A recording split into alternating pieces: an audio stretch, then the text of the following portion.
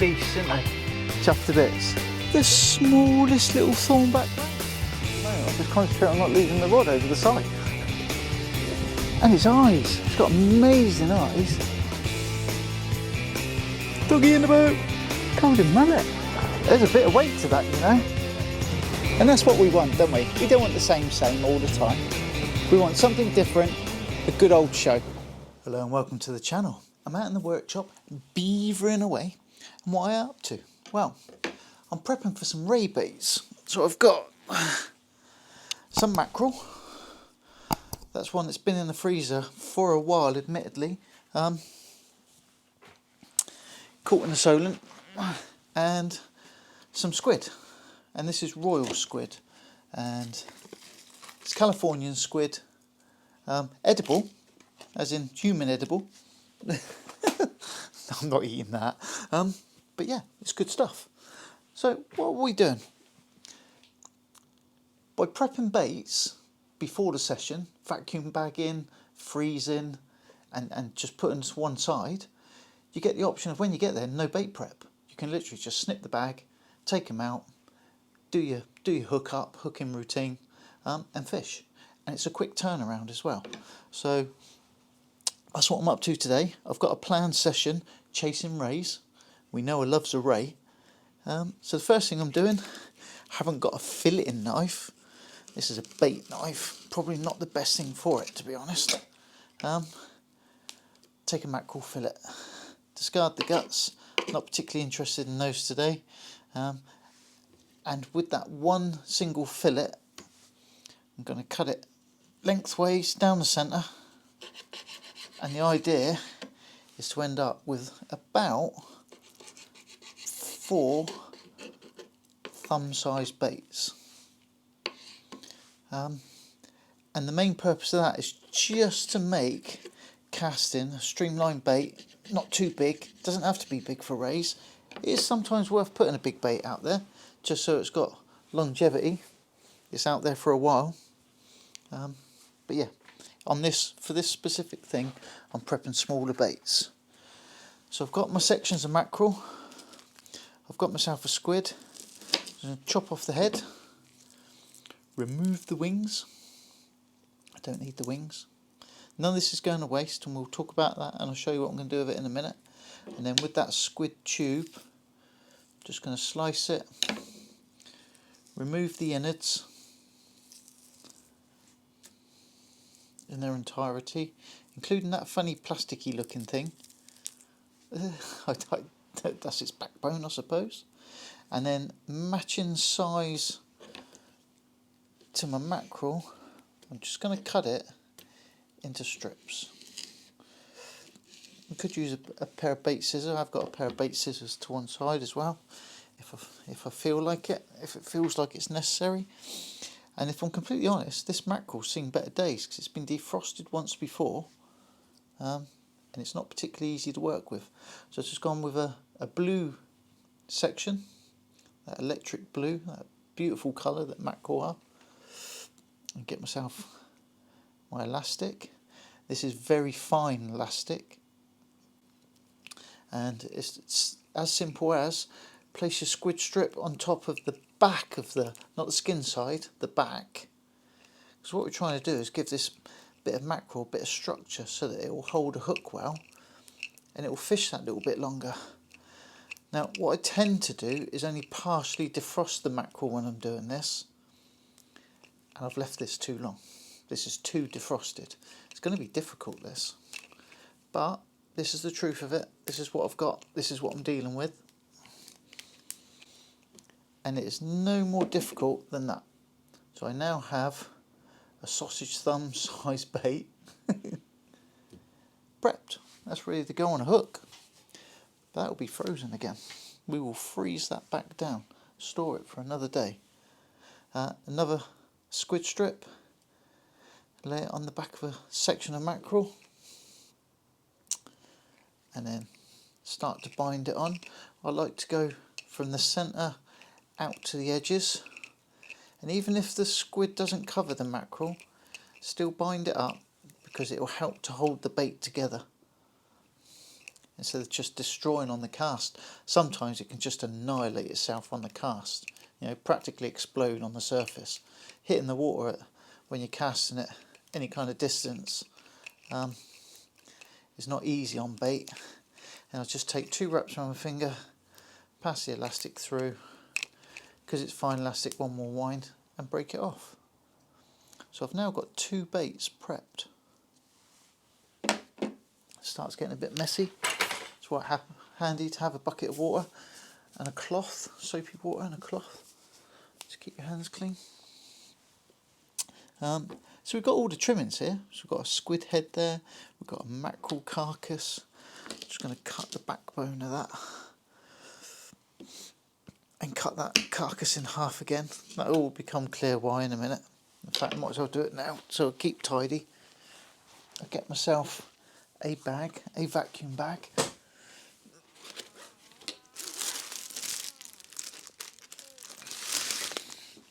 This is one of the large vacuum bags. And I always turn the top over to keep the top 2 inches clean, because that's the bit that gets heat treated and vacuumed, forms the vacuum. Head, squid, trimmings, frame, all of the guts, all of the liquid that I can, all get saved, because that will either be used as ground bait at a later date or smashed in the bucket for chum. And when I say ground bait, I mean ground bait for things like bream and such like, or ground bait for when you're sharking, or if you're anchored up and you just want to drop a bag down to the bottom on a weight. But we'll talk about that in another video. So I've still got 2 pieces of silver belly, doors knocking around, garage doors knocking around because it's windy outside today. And this is where the squid helps to give things a little bit of structure, but that's still quite flimsy. So I've just gone 2 pieces of mackerel. 2 pieces of mackerel and a piece of squid. We're throwing caution to the wind here. And you can start to shape and form and give it some kind of substance, especially soft baits. Soft baits that might be awkward to prep or do. It's a lot easier to do it here at home or in the workshop, if you're allowed in the kitchen. Mrs. W wouldn't let me do this in the kitchen. All in the workshop. I wouldn't want to be honest. A couple of winds and through. 1 wind and snap off. Right. So there we have 3 mackerel and squid ray baits and no more mackerel. So what we're going to move on to, that was just one side, one whole fillet. Sometimes you can get 4, but I've thickened that one out because there were quite thin, skinny pieces of mackerel. Now we've got some bluey. Bluey is another bait that's easier to prepare when it's frozen. And I've defrosted this, I can already tell. I've defrosted this for too long. Alright, let's get that out of the way. These are, to be fair, these are quite small.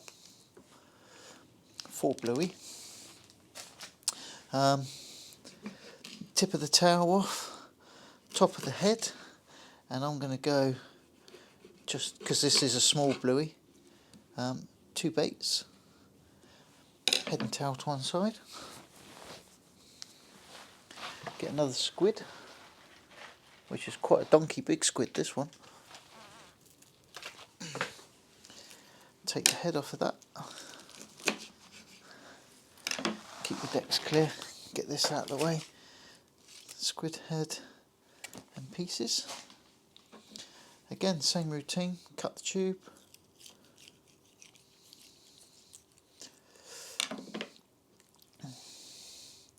Take the insides out with that funny plasticky looking thing. There's a little tiny fish inside there actually. This squid was feeding on fish. And a little bit of ink. So there's all the guts and pieces. I like to just peel the wings off. You end up with a nice fleshy piece like that. So what we can do now is just look at sizing the squid up for the bluey that I've already cut. Cutting it lengthways, so you end up with bluey and the squid. Lay the squid over the top. We get our elastic.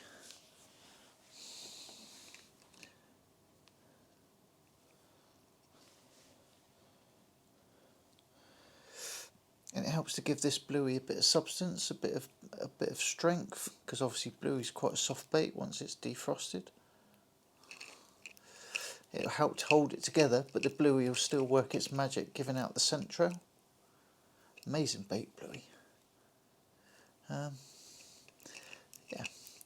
just form the shape all the way down. Elastic into the middle. Get it all to hold together. If there is a slight little flappy bit, don't worry about that, because what we can do now is trim that. I'll show you what I mean. A couple of winds and through. Okay, so like I said, there was a little flappy bit there, and you can just trim the end off there, and it makes a really tight, nice little bait. So we've got 3 mackerel and a bluey. We'll go 1 more bluey. This is literally absolutely 110% perfect ray bait. The combination between these is classic. Rays that particularly like this are thornbacks, undulates. Tend to find the small eyes prefer the sand eels, blondes prefer the sand eels. At least in my area, that's what I've found. Spotted rays, love a mackerel. I've had small 3-4 pound spotteds take whole mackerel baits, like meant for something else, like tope fishing and stuff. And you get that little aggressive bite, and it's a spotted ray, and you're like, a spotted ray, yeah. And you're like, that is amazing. Managed to chomp its way for a whole mackerel. And it's funny, even as you're doing these, you get favourites. Now this bait, this particular bait, that's just shaped up absolutely perfect. That's amazing. That's going to catch something, for sure. Absolutely for sure. Right, so we have got 2 bluey baits, 3 mackerel and squid baits. Those look absolutely stunning. Those look a bit ragged, but they're going to be absolutely fine. So this is my choice of a vacuum machine. Just before we go, I'm going to warm up the seal. Right, that's my choice. It's a Sous Vide. It's done me well. It's a good bit of kit actually. And inside I've got an endless small roll for my bags. It does take larger rolls that stand about that big, and you did see the larger bag for the scraps that I'm holding. So because it's an endless bag, as in you cut it to length of the length you want, the first thing you have to do is put an end on it. So the first thing is to heat seal the end. So we just put the end of the bag onto the heat seal strip, close it up and manually seal it. The machine has got a countdown timer, so it's going to heat that plate up, and then it will go through a process where it will count down as it heat seals and melts the end of the bag together. So hoping that it's going to do it on cue. If it's going to give me a countdown. Here we go, 7, 6, and obviously when it gets to the end it's finished, but it'll be a slight click, click, and that is the end of the bag, now sealed. It's got a heat seal on it. So to make the bag the size that we want, we then just cut it to length, and I think about there, it's all judgmental. So we've now got a bag that's that size. Fold the lip over. That's the clean portion of the bag. We want to keep clean. And there's just proof that it's been vacuum sealed. And now we just need to load our baits into the bag. Try not to spill any of that juice and stuff. So it's a case of getting these in there.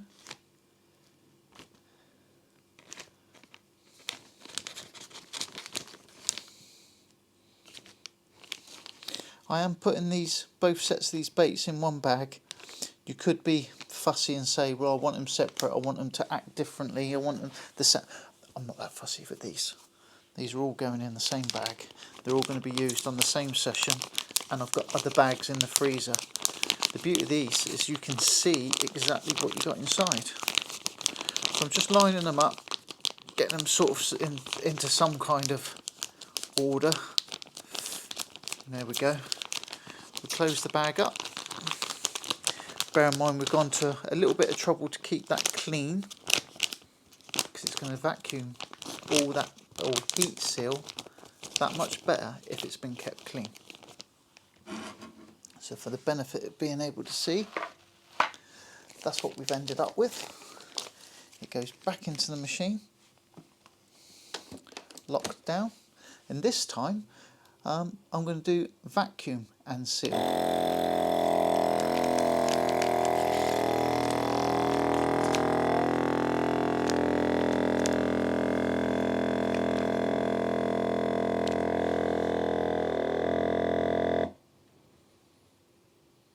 So the machine's made loads of noise, done its business. It's vacuumed that, it's pulled the vacuum right down in the bag. And now I'm waiting for the countdown timer to finish and the click, because it's heat sealed it. It's heat sealed it, but it has drawn some of the liquid up to the top. So what I like to do now with my scissors is trim really close to the heat seal, because there's a portion of that bag there that's not needed. Put that to one side. And give that portion of the bag a little bit of a wipe, just to make sure. Because the beauty of that now, with that vacuumed in like that, is that can go in the freezer. They're pre-prepared. They're going to steep and absorb all of the flavours and scents into all of the little bits and pieces.